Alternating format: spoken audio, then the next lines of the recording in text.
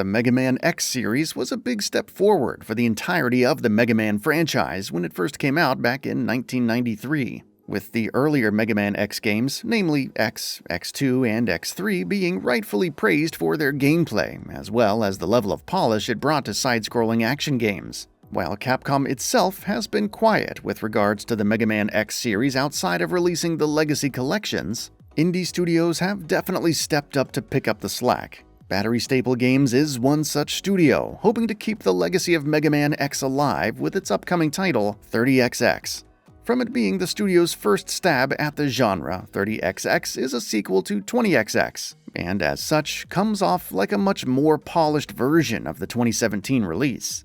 Everything about 30XX is bigger than 20XX, from the swath of different tile sets for its randomly generated levels, to the variety in weapons and power-ups. 30XX is an out-and-out upgrade over 20XX. This review, however, treats 30XX as its own entity, and I won't be comparing the two titles. 30XX isn't a particularly complicated game. You're thrown into a level and have to make your way to the end, typically by side-scrolling from one direction to another, with each level concluding with a face-to-face boss fight. Along the way, you get health pickups, temporary currency called bolts, and a currency for meta upgrades called memoria. Beating certain encounters like mini-bosses, level bosses, or even challenge rooms can get you an upgrade for the duration of your current run or a new weapon.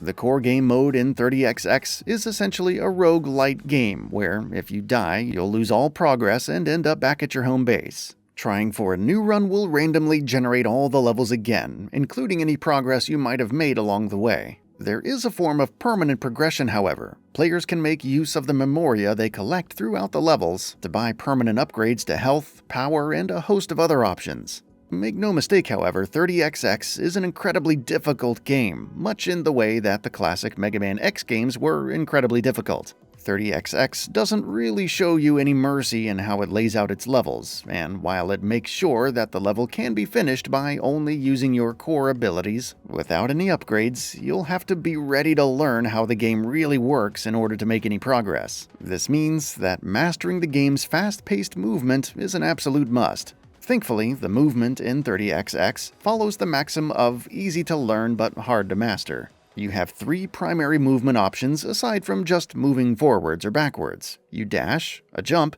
and a wall jump. These three movement options come together quite well to let you get through a level in blazing fast speed, especially once you get used to using the three options in tandem and start understanding how they can come together. For example, pairing up the dash and the jump together won't let you dash through the air.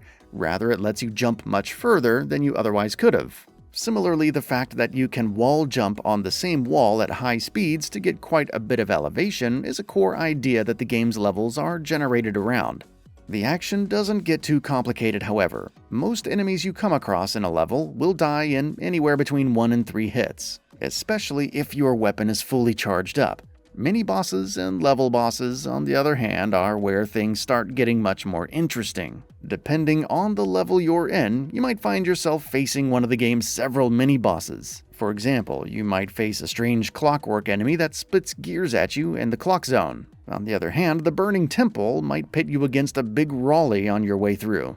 The mini-bosses, while not as difficult as the bosses you face at the end of a level, still end up being quite challenging, and a test of how well you can handle the level's different mechanics. The Big Raleigh, for example, is a small chase sequence culminating in an arena where you get to take it down for good, all while trying to use wall jumps and dashing jumps to dodge over its attacks. The end-of-level bosses themselves act as the game's gatekeepers, testing all of your abilities to the fullest. Each boss features unique designs depending on the level, and you'll be well aware of what to expect at the start of each level. The Burning Temple, for example, often plays host to Zen Primus, who can use his massive jumping attacks and fireballs to make its fight a test of evasion.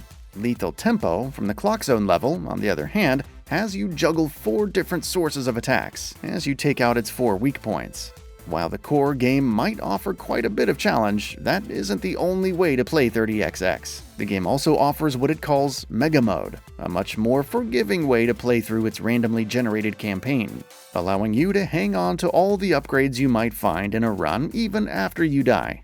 Mega Mode is essentially a soft introduction to the core gameplay loop in 30XX that, while more forgiving, doesn't really turn down the difficulty. You still have to get good at the game's movement and combat if you want to make any real progress. The only difference is that you won't have to repeatedly fight the same enemies if you happen to die and restart. One of the highlights of 30XX, however, is the fact that it comes with its own level creator, along with a host of options to play custom levels created by the game's community. Players can download custom levels they like and try them out. The game offers several ways to sort community levels as well, from popularity to quality to even difficulty. There's also an option to run through a gauntlet of randomly selected, community-created levels with a limited number of lives. The plot in 30XX is as simple as it can get. There's an evil scientist who might want to destroy the world, and our protagonists, Ace and Nina, are tasked with stopping the scientist's plans. There isn't really much more to the game's story than that, and it's simply present as an excuse to let you play through its randomly generated levels and epic boss fights. The game still has quite a bit of character, however, and each NPC has their own unique quirks, making the short conversations you might occasionally find yourself in short, sweet, and often funny. 30XX is one of those games where it really depends on how much you enjoy a particular classic gaming franchise. Fans of the Mega Man X games will find a lot to love here, while those who don't enjoy side-scrolling action games won't really find anything in 30XX that will change their mind. If you're unsure, however, 30XX will offer quite a few hours of fun, assuming you have the patience to master its simple gameplay that allows skilled players the ability to pull off some absolutely incredible feats. 30XX carries with it the legacy of the Mega Man X franchise in its aesthetics and general gameplay, but its more modern features, like a level editor and its randomly generated levels, do add a lot more replayability to the game. The core gameplay might seem simple at first, but levels and boss fights will quickly demand that you get familiar with its movement techniques as much as possible if you want to make any sort of progress. And with that, we reached the end of the video. Have anything to say? Let us know in the comments below. Also, we upload new videos every single day on GamingBolt, so please consider subscribing as it really helps us out. Thanks for watching.